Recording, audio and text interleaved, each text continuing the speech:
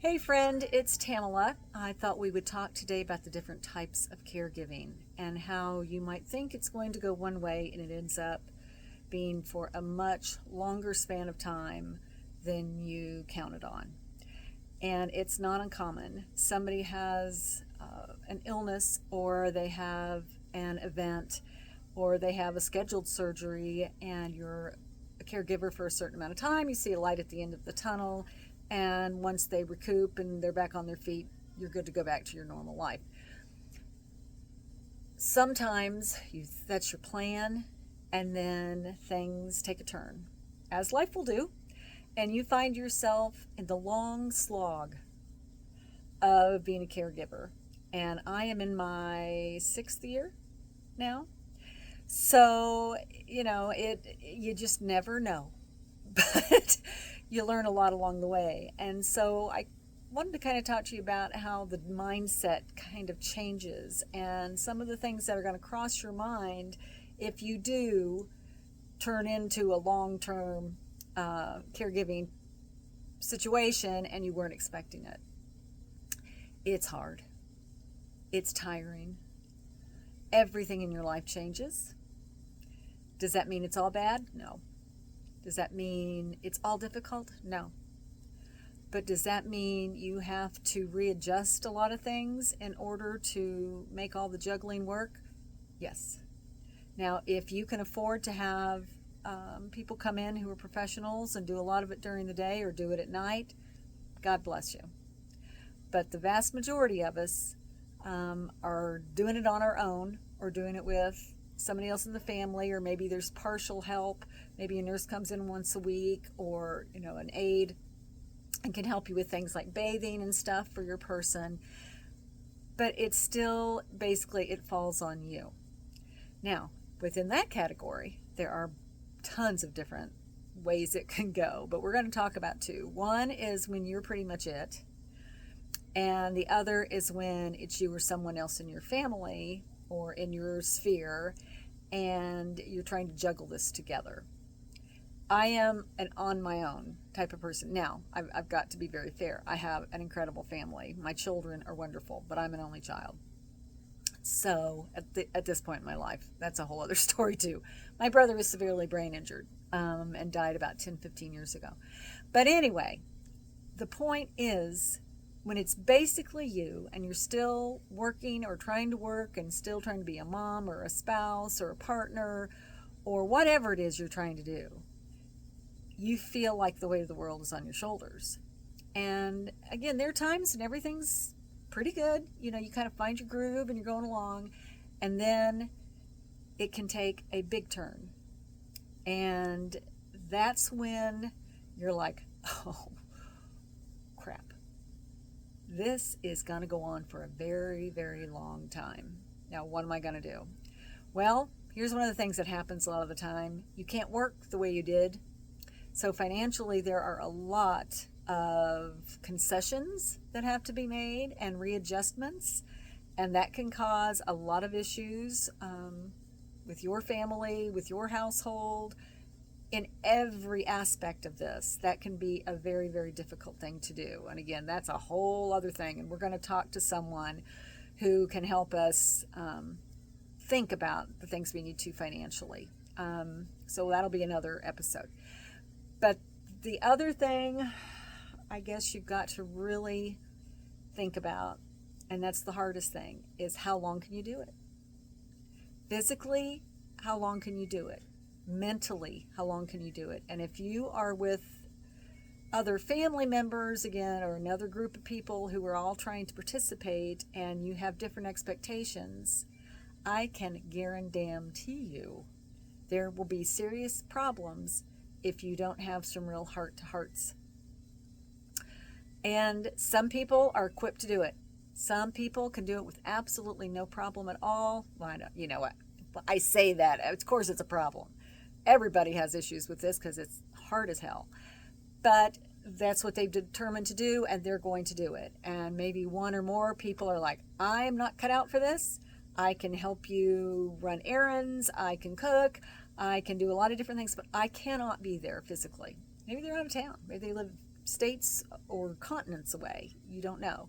And inevitably, that's going to cause problems, resentment, unless you talk about it. And there's no right or wrong unless somebody is being mean or violent.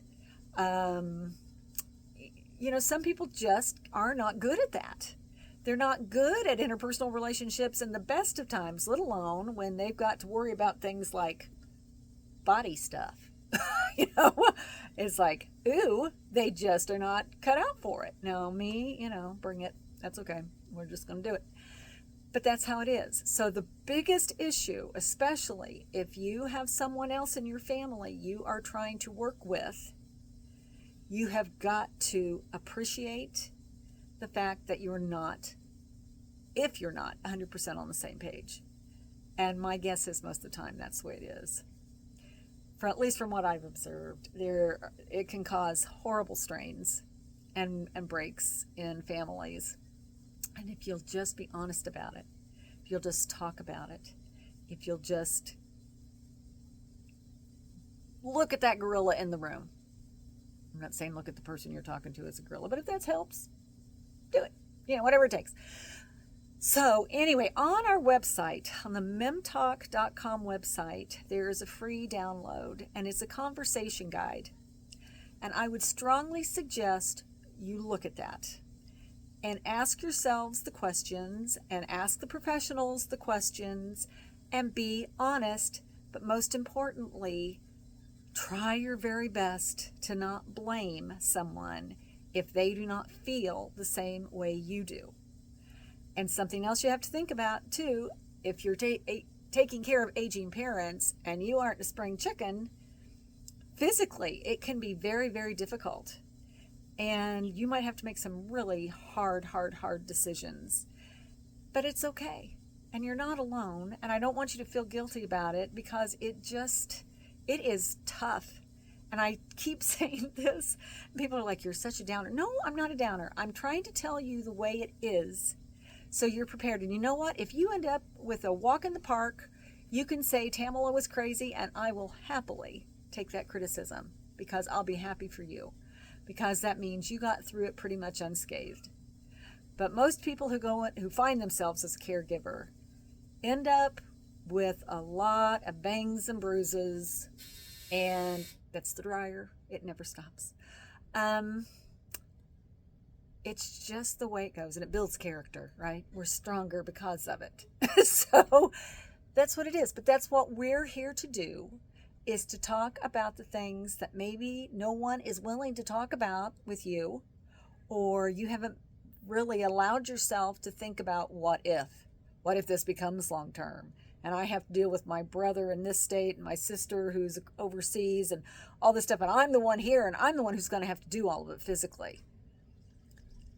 Download that conversation guide and start having those conversations now. And find what works for you, because it is not going to just happen. There is nothing worse than hidden agendas. I can tell you that from both a professional standpoint and a personal standpoint. If you have different ideas of the way things are going to look and the way things are going to be and who's going to do what, when, where, and how, you are going to run right into a wall that's going to cause all kinds of angst. So please, please, please, please, please download the conversation guide. Have those conversations. As a matter of fact, even if you don't have somebody else, it still gives you some questions and things to think about. And if you don't have the family support to help you, maybe you can talk to a social worker, your nurse, someone who maybe can help you work through those things. There's always somebody. I promise you, sometimes it seems like there's not, but keep asking the questions. And something else you'll learn as a caregiver is you will learn to be very pointed with your questions, and you'll get past the niceties, which I do those too. I was raised to be polite, and I will always do that.